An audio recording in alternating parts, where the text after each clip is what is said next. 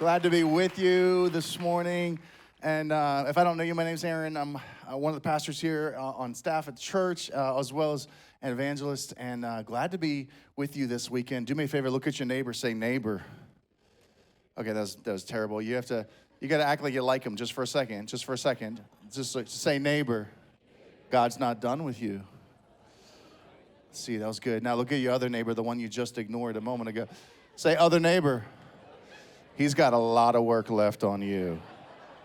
It's good you came to church today because there's work to be done, right? So glad to be with you. And here at the Hampton campus, if you're watching online, welcome you. And then also, if you are a part of God Behind Bars, we are so glad that you are with us. Come on, can we give a big round of just thanks for all of our friends at God Behind Bars. So glad that you're with us. So I'm excited to be with you this weekend. My wife and I, we travel, and so we are currently in like the busiest 8-week stretch of the whole year for us. We have already done 4 different youth camps in like all over South Dakota, Kentucky, Illinois.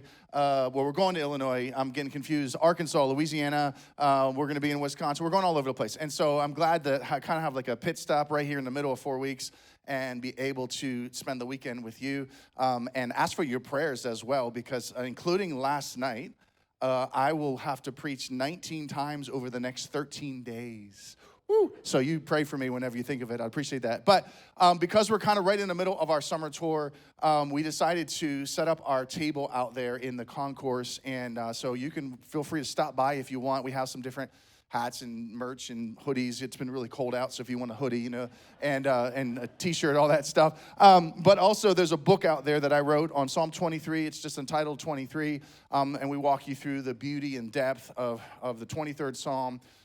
6 verses, some of the most recognized passages of Scripture that we have, and also teach you how to use this incredible passage of Scripture to pray it over yourself. So that's out there as well. If you want to pick that up, you're welcome to stop by. So a couple of years ago, I was traveling for a weekend. I was speaking at a weekend retreat, and I was on the other side of the state of Pennsylvania, and it was Friday night, Saturday, Sunday, and Saturday morning.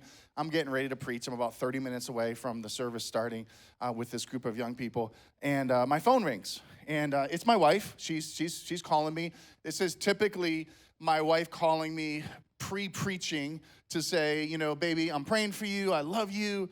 Go preach fire to those kids, whatever, something great like that. And so she calls, and so I pick up. I'm like, hey, babe, how you doing? This is what I hear. I think the house is on fire. I'm calling 911. I just wanted you to know. Click. And I'm shocked, and I'm looking at my phone, and I'm like, was that the prayer? Like, was that prophetic? Like, what is happening right now? Like, total chaos. I just went from I'm getting ready to preach fire to your house is on fire. And so I'm frantic now. I call my dad, I call my neighbor, I call the landlord. This is not the home we're living in now, thank God. Total chaos. And turns out that there was indeed an electrical fire taking place within the walls of our kitchen in that home. And so the fire department got there, thanks to my wife, her great intuitiveness and decisiveness, making the call as quickly as she did. When the fire marshal did her inspection, she said, you were mere minutes away from the foam insulation that wraps around your entire house inside the wall catching completely on fire, and you would have lost everything, right? And so thank God this doesn't happen, but I still am in the middle of, I got to preach. So I'm handshaking, what is happening? I'm getting ready to preach a sermon that morning, if I remember correctly, on Matthew 7, where Jesus says, be wise in the way that you build your house. Remember this, right? And I'm thinking to myself, how is this? I'm getting ready to talk about building your house wisely and dealing with the storms of life, and I'm in one right now. This actually sets up well where we're at in our series in the book of Daniel, and it's called The Lion, the Beast, and the King, not The Lion, the Witch, and the Wardrobe, which was a great work by C.S. Lewis, by the way. But that said, we're in Daniel chapter 3, and in Daniel chapter 3, and some of you already know Daniel chapter 3, but this is the quintessential classic story of Shadrach, Meshach, and Abednego in the fiery furnace. How many of you have ever heard this story, right?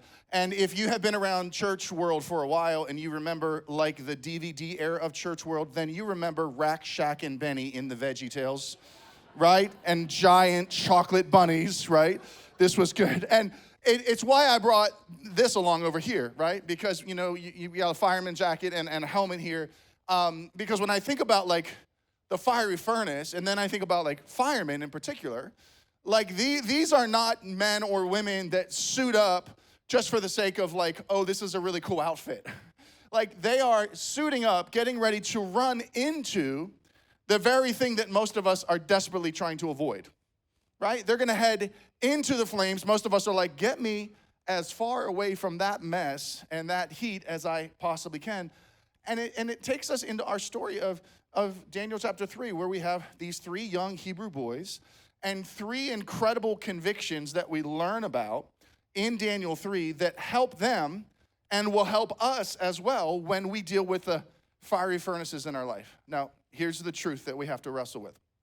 Life is gonna life. People are gonna people.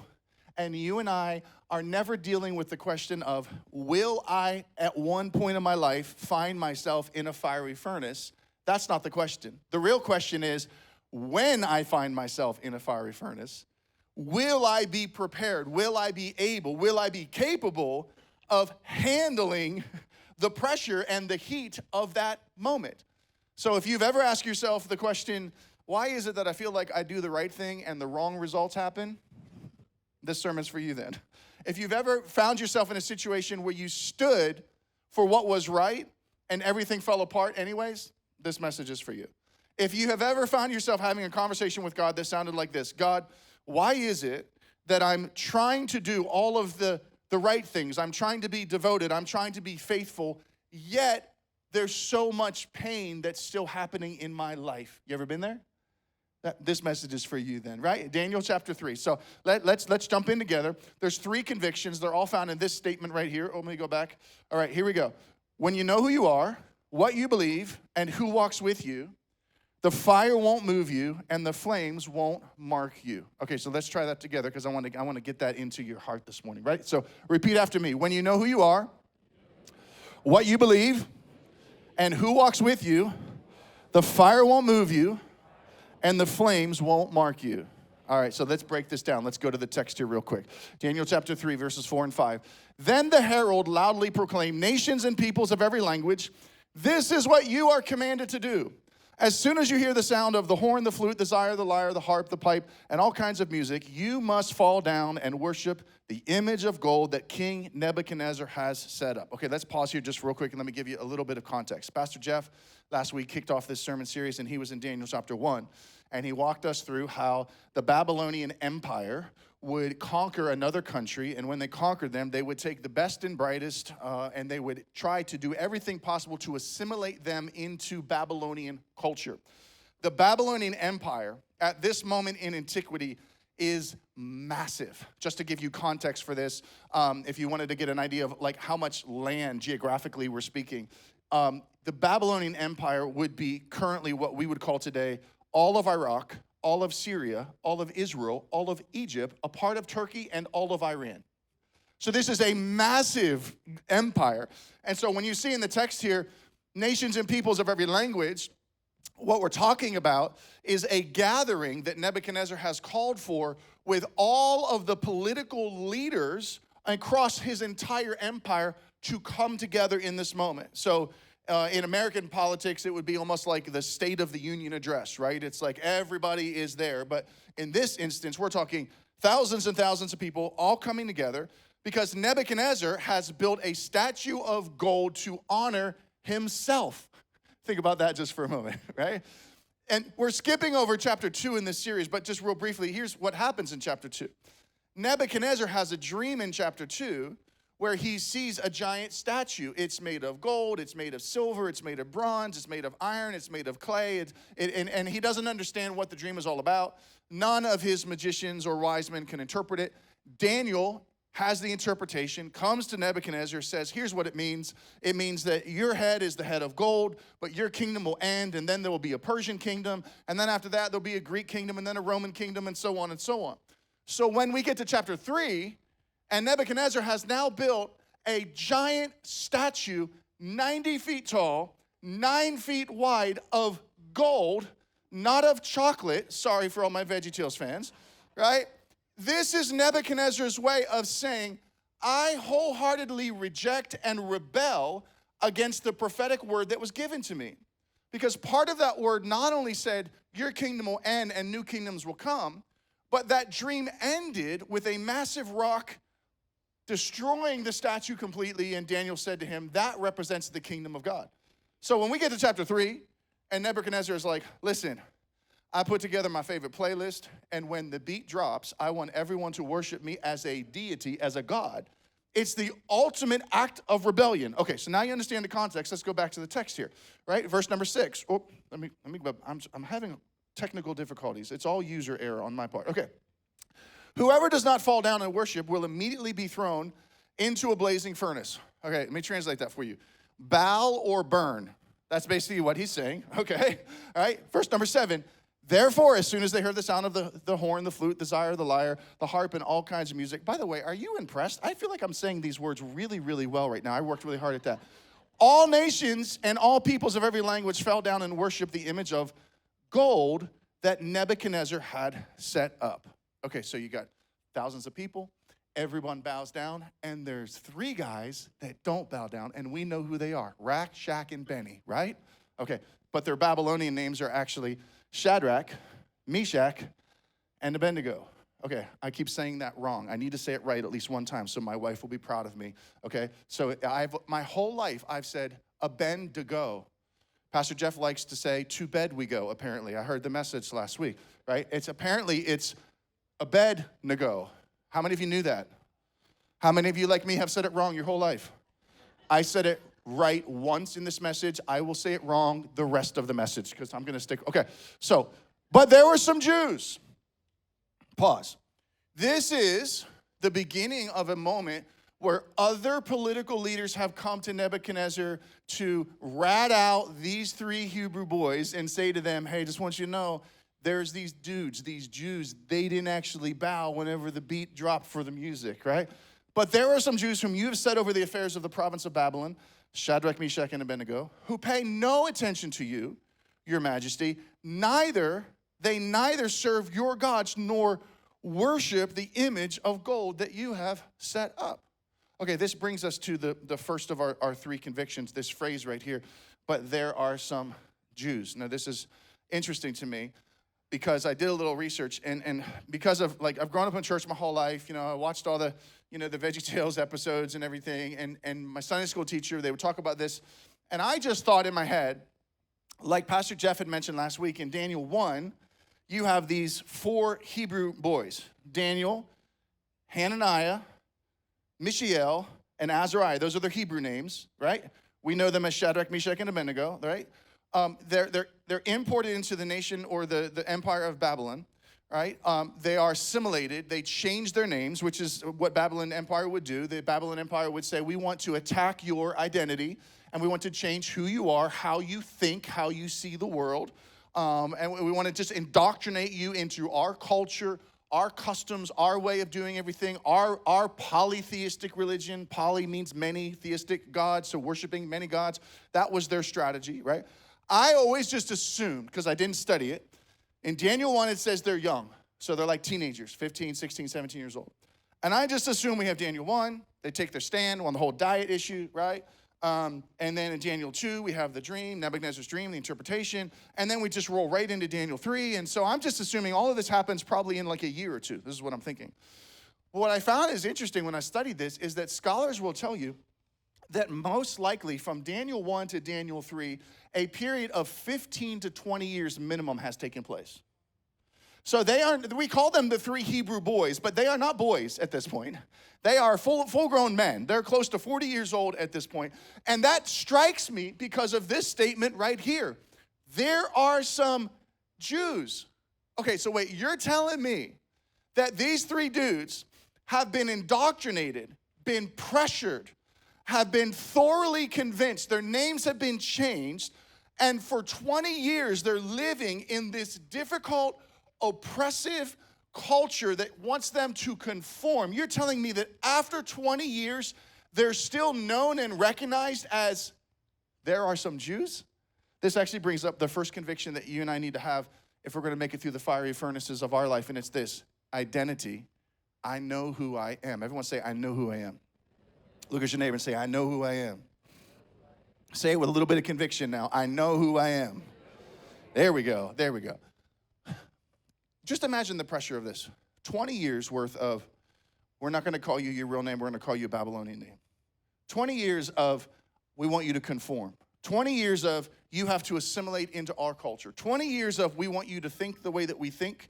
We want you to act the way that we act. We want you to live the way that we live. We want you to fully conform to our view and to our culture. Everything about the way you think, the way that you feel, the way you interact, we want you to assimilate into our culture. And 20 years goes by, and these three men not only have the courage to stand tall when the beat drops and everyone else bows, but they're actually known and have a reputation where when people come and say to the king, hey, king, these three guys, they say, these three Jews, these three people that are still identifying with who they are. They have the right view of themselves. They have a correct identity. So about a year ago, I got new glasses, these glasses here, and so I was excited. I was getting some new glasses and getting, they upgraded my prescription just a little bit, but not much. And so the glasses came and I got them and it was all great. And so I go pick them up and I start wearing them. And I just, my eyes just couldn't adjust. I couldn't figure out what was going on. I never had this happen before. Anytime I had gotten new glasses, it was just weird. It was like things were distorted and just kind of slightly out of focus. And it was like kind of bearable, but not like really right. And then when I would drive at night, it was just really weird. And I was like, and so finally I went back after like a week. And I'm like, I think maybe you guys got the prescription wrong or something happened. And so I start looking at everything, and the guy he says to me, listen, I'm so sorry. I don't know why this happened. He's like, but all of the measurements are incorrect on these glasses. And I'm like, you mean the prescription is wrong, right? And he's like, no, not the prescription. The prescription's fine. He's like, the measurements are incorrect. And I'm like, I don't understand. You got to explain that to me. He said, with the glasses that you have and the type of lenses that you have, he's like, there are very specific measurements for how the frames sit on your face and the structure of your face and how much distance is between your eyes and the lens and where you look through in all of the lenses. And I'm like, so what's that mean? He says, well, because the measurements was off, he says, you were always going to see a distorted view. You were never going to have a correct view or an accurate view of what you were looking at. So you were always finding ways to adjust. I'm like, oh, that's kind of interesting. And then he goes on, and he didn't even know he was going to help me preach the sermon today, but he says this to me. He says, so when you look through glasses that have a distorted view, your brain starts to step in and try to fill in the distortion with unfactual objects. And you end up, this is what he said to me, he said, you end up trusting what you're feeling rather than what is factual. And I thought to myself, oh my goodness, this is identity right here.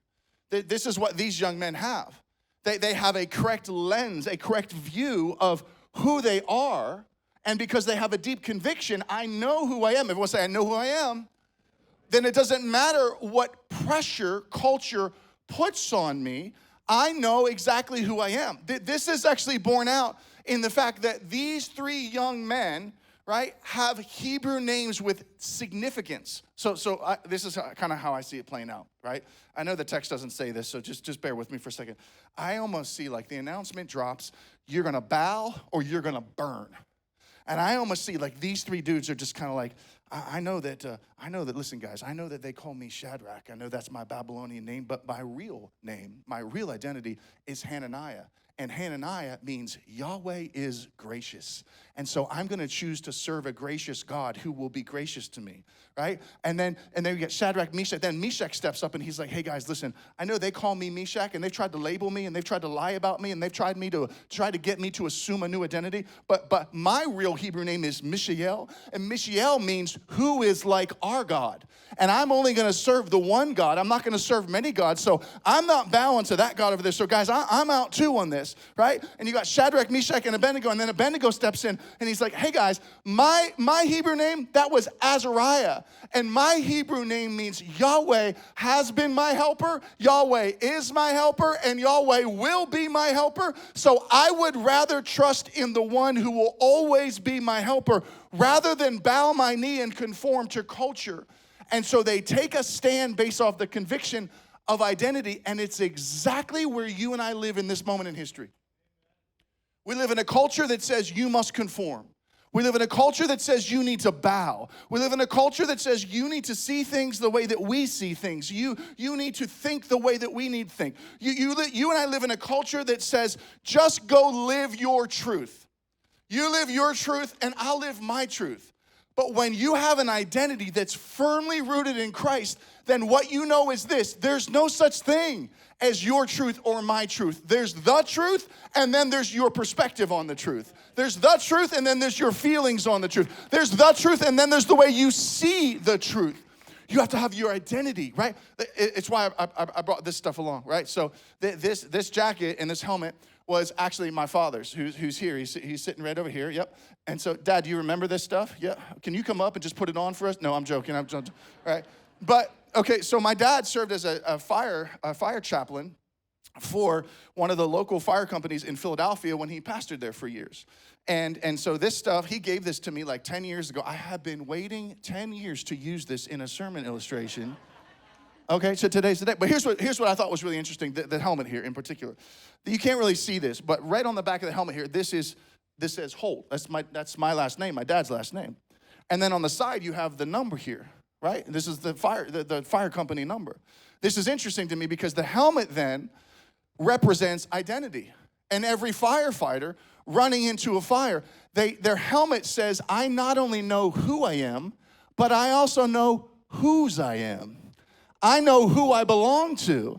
See, identity for you and me, it's not just about who am I, it's about who do I belong to. So you got 3 Hebrew boys that are basically saying, I belong to Yahweh. Yahweh is gracious. Yahweh is my helper. Who is like Yahweh? And when you have that kind of conviction, you don't run from the fire, you run into the fire, and you say, I don't care what culture says, I won't bow because I know who I am. Everyone say, I know who I am. Okay, let's go on. Verse number 12. But there are some Jews.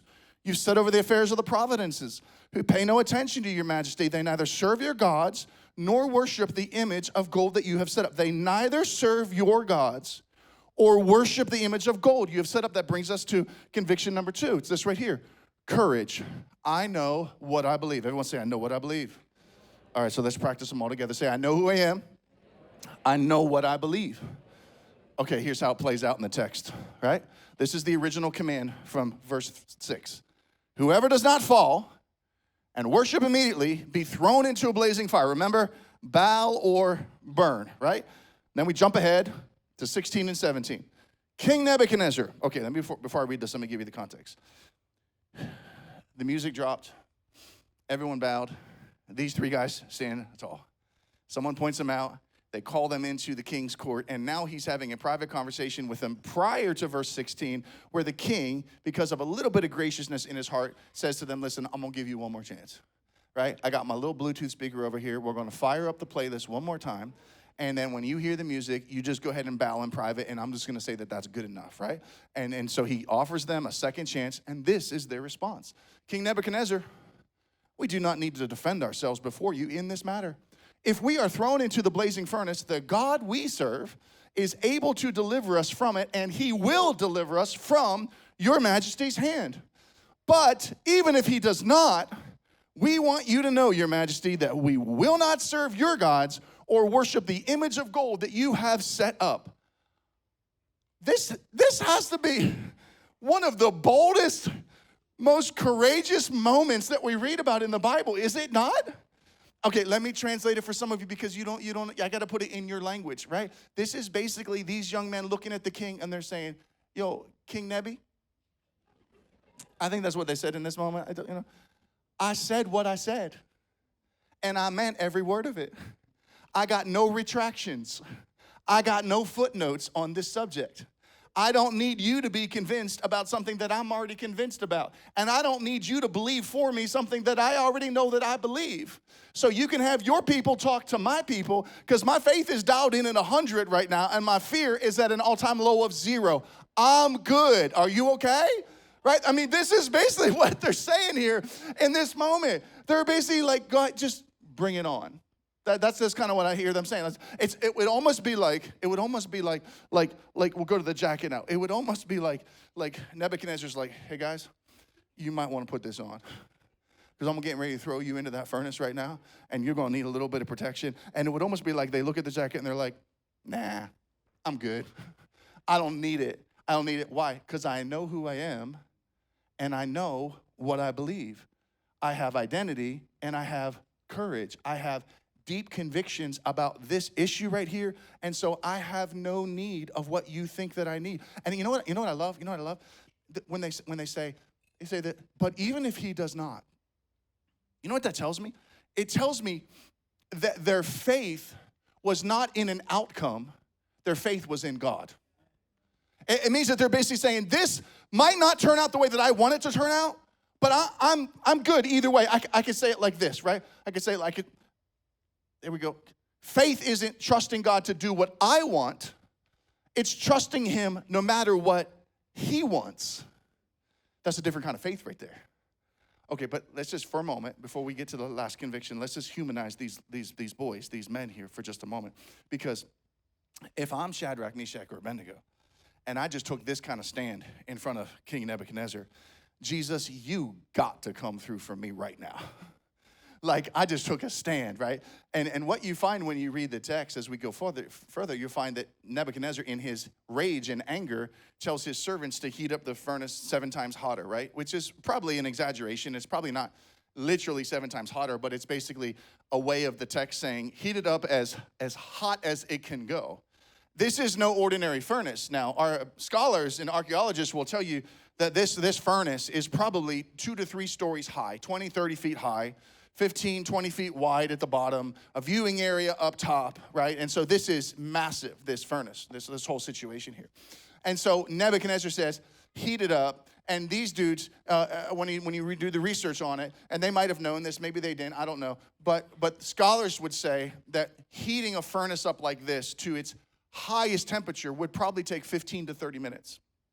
Okay, so here's what I'm thinking. If I'm one of these dudes, I'm thinking, Jesus, you got to come through for me. And you got 30 minutes to do it. Because I know you don't want me to go in there. I mean, I know that you want me to avoid this, right? Like, isn't that what you want? Like, you don't want me to actually go into the furnace. Like, the miracle here is not me going into the furnace. The miracle here is how you're going to get me out, how I'm never even going to set foot in the furnace. Now, if you think like I think, how many of you are like, those are the kind of miracles I like? I like the miracles where we avoid the pain. I like the miracles where God shows up just at minute 29, boom. Somehow that flame just got suffocated and it just went out. I ain't even in there. And what happens to these boys? They get thrown in. Just humanize them for a second. Now they're in the furnace. And they're probably thinking, Jesus, you got to be joking right now. Like, what is going on? I did not take a stand for identity, and I did not take a stand for courage just to find myself right in the middle of this fiery furnace right now, right? Look what the text says here, right? Look what the text says here, right? Conviction number 3, presence. I know who is with me, right? Let me just jump right into the text here because this is really interesting. Nebuchadnezzar was furious with Shadrach, Meshach, and Abednego. His attitude toward them changed. He ordered the furnace heated 7 times hotter than usual and commanded some of the strongest soldiers in his army to tie up Shadrach, Meshach, and Abednego and throw them into the blazing furnace. So it's not enough that they get thrown in, they got to get tied up in the process. And these men, wearing their robes, their trousers, their turbans, other clothes, were bound and thrown into the blazing furnace, right? One more verse here. The king's command was so urgent and the furnace was so hot that the flames of the fire killed the soldiers who took up Shadrach, Meshach, and Abednego, and these 3 men, firmly tied, fell into the blazing furnace. There's a message here. There's a message here. This is amazing, right? They get thrown into the fire, but the guys who throw them in end up losing their lives in the process. There's a message here. Courage will help you survive what scorches other people. courage will help you make it through what takes other people out. Courage will allow you to get thrown into a fiery furnace. The very thing that took other people out, you're good. This is one of the reasons why we're followers of Christ. Not because we don't experience the same challenges and the same fiery trials that everyone else in the world experiences, but our outcome is completely different. I walked through it. Other people walked to it, and it scorched them, and it ended them. I walked through it. I think one of God's favorite words in the Bible is the word through.